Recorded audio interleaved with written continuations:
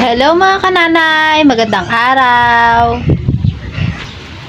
Yan, nakikita nyo naman mga kananay at meron nga kaming tirang lechong manok kagabi, kaya naisipan ko na lutuin na lang na lechon paksiw. Lechon paksiw natin para naman kumasya na naman siya para magkasya sa amin mga kananay, at syempre para madagdagan din ng kakaibang lasa naman, para konting makeover yung ating lechong manok. Kaya ayan, at magsisimula na nga tayo sa ating pag-aasikaso ng ating pangluto mga kananay. Ayan mga kananay, at nakahanda na nga ang ating panggisa, kaya pwede na tayo magsimula sa ating pagluluto. Ayan, mainit na nga kawali mga kananay, kaya lagyan na natin ng mantika. Ayan, mainit na yung mantika mga kananay, kaya lagyan na natin ng bawang. Siyempre, isunod na rin natin ang ating sibuyas.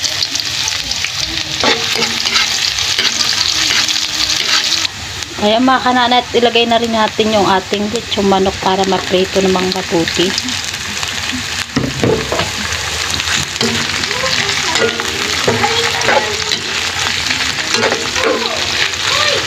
Ayan, naghintayin lang natin yung mga kananay na maprito-prito ng mabuti. Ayan mga kananay, prito-prituhin lang natin siya ng konti. Talagang isa nga rin po ito mga kananay sa mga binibili ko nun kapag kumakain ako sa mga karinderya, kapag noong ako'y nagtatrabaho pa. Talagang isa talaga to sa palagi kong inuulam. At ngayon nga po ay ngayon ako'y nagkapamilya, talagang madalang ko na rin talagang matikman, kaya ako'y napapatikim din. Kaya kapag ganitong may kaming lechong manok, ayan, at talagang inaano ko na, inilitsong paksiw ko talaga siya. O kaya naman kapag meron tirang ngayon po rito na mga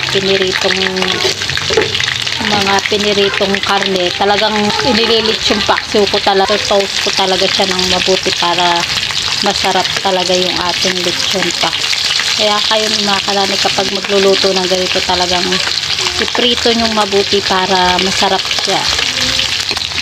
At ayan mga kananay, dahil toasted na yung ating lechong manok, ilagay na natin yung ating bangtumas. Bangtumas na nga mga kananay ang aking ilalagay, para hindi na kailangan ng asukal o paminta, basta ilalagay na lang natin siya at may lasa na talaga siya. Ayan, talagang may lasa na yung bangtumas. Hindi na natin kailangan magdagdag pa ng iba pang mga pampalasa. Kaya natadagdagan ko lang ng konting tubig yung mga kananay, para hindi naman matuyan yung ating sarsa.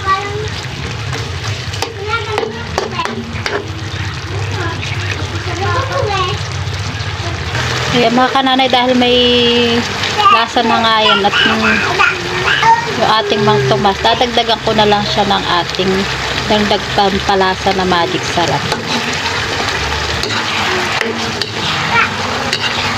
Haluin lang natin mga kananay. Ayan mga kananay, dahil malapot na nga yung ating salsa, lalagyan naman natin siya ng konting suka. Konting-konti lang mga kananay. Ayan, at hintayin na lang natin siyang kumulo ng kumulo para makuluan yung ating suka.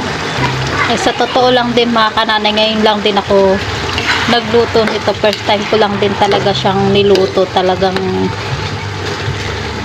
kaya nga tansyameter na lang muna itong aking tsambahan na nga lang. Patsamba-tsamba na lang muna tayo ngayon. At bahala na nga si Lord kung anong kalalabasan niyan ating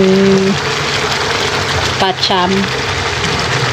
At ayan mga kananay, luto na nga yung ating lechon paksiw, at pwede na natin patayin yung ating kalan. Ayan mga kananay, at tikiman time na nga. Ayan, tignan nyo nga naman, sarsa palang napakasarap na talaga.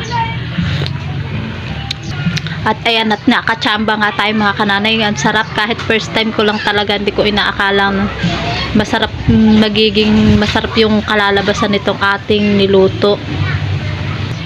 Sigurado na namang mapaparami na naman ang aming kain ito mga kananay, kaya ayun na po kayo, kumain na tayo. Samahan nyo na nga po akong kumain at sabayan. At thank you Lord sa pagpapala, sa lahat ng mga blessings sa araw-araw. At hanggang dyan na nga lang po ang aming video mga kananay. For more videos and cooking tutorial and cooking tips, just check my channel and don't forget to like and subscribe. Bye bye. Thank you for watching.